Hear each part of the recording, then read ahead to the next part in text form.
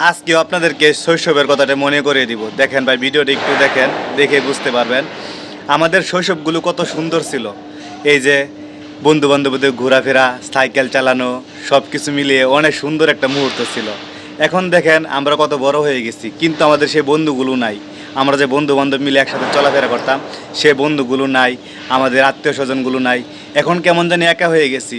আগে দেখেন, আগে যদি কেউ একটা মোবাইল নিয়ে মোবাইল টিপতো, তখন কিন্তু আমরা সবাই চারিদিকে ছোটো ছোটো পোলাপান, আমরা যখন ছোটো ছিলাম বেরিয়ে ধরতাম, মোবাইল দেখতাম।